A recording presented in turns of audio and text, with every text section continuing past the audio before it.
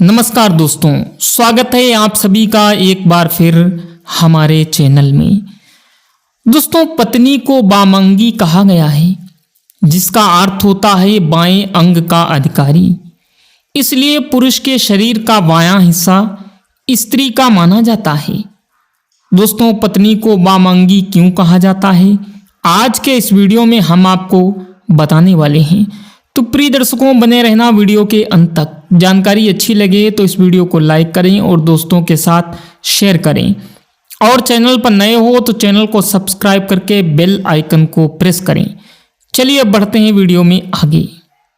दोस्तों, इसका कारण है कि भगवान शिव के बाएं अंग से स्त्री की उत्पत्ति हुई है, जिसका प्रतीक है शिव का अर्धनारीश्वरी शरीर। यही कारण है कि हस्तरेखा विज्ञान की कुछ पुस्तकों में पुरुष के दाएं हाथ से पुरुष की और बाएं हाथ से स्त्री की स्थिति को देखने की बात कही गई है। दोस्तों, कहा जाता है कि स्त्री पुरुष की बामांगी होती है, इसलिए सोते समय और सभा में सिंदूरदान, द्वारगमन, आशीर्वाद ग्रहण करते समय और भोजन के समय स्त्री पति के बाईं ओर रहना चाहिए। इससे शुभ फल की प्राप्ति होती है। दोस्तों, बामंगी होने के बावजूद भी कुछ कामों में स्त्री को दाईं ओर रहने की बात शास्त्र कहता है। शास्त्रों में बताया गया है कि कन्यादान, विवाह, यज्ञ कर्म, जात कर्म, नामकरण और अन्नप्राशन के समय पत्नी को पति के दाईं ओर बैठना चाहिए।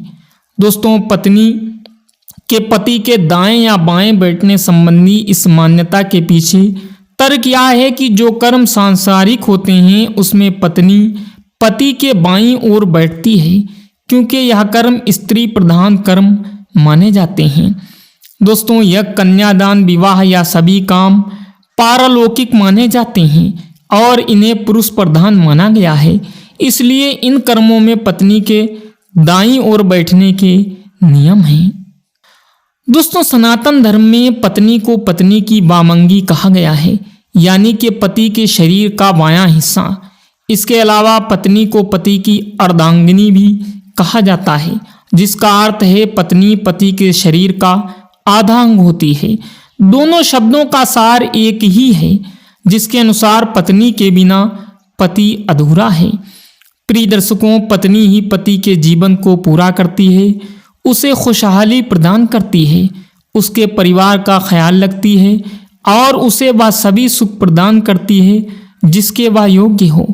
प्रिय दर्शकों, पति पत्नी का रिश्ता दुनिया भर में बेहद महत्वपूर्ण बताया गया है। हिंदू धर्म के प्रसिद्ध ग्रंथ महाभारत में भी पति पत्नी के महत्वपूर्ण रिश्ते के बारे में काफ़ी कुछ कहा गया है। भीष्म पितामह ने कहा था कि पत्नी को सदैव प्रसन्न रखना चाहिए, क्योंकि उसी से वंश की वृद्धि होती है। वह घर की लक्ष्मी है और यदि लक्ष्मी प्रसन्न होगी तभी घर में खुशियां आएंगी। दोस्तों, इसके अलावा भी अनेक धार्मिक ग्रंथों में पत्नी के गुणों के बारे में विस्तार पूर्वक बताया गया है। दोस्तों, वीडियो में हम आपको चाणक्य नीति, जिसे लोक प्रचलित भाषा में गृहस्थों के कल्याण का नीति भी कहा गया है, उसमें उल्लेखित पत्नी के कुछ गुणों की संक्षिप्त व्याख्या बताएंगे। दोस्तों, चाणक्य नीति में पत्नी के जिन गुणों के बारे में बताया गया है, उसके अनुसार जिस व्यक्ति की पत्नी में ये गुण हों उसे स्वयं ही भाग्यशाली समझना चाहिए। दोस्तों, कहते हैं पत्नी के सुख के मामले में देवराज इंद्र अति भाग्यशाली थे। इसलिए दोस्तों, चाणक्य नीति में यही तथ्य कहते हैं। आइए आपको एक श्लोक के माध्यम से बताते हैं कि कौन सी पत्नी गुणवान होती है। दोस्तों, श्लोक इस प्रकार है।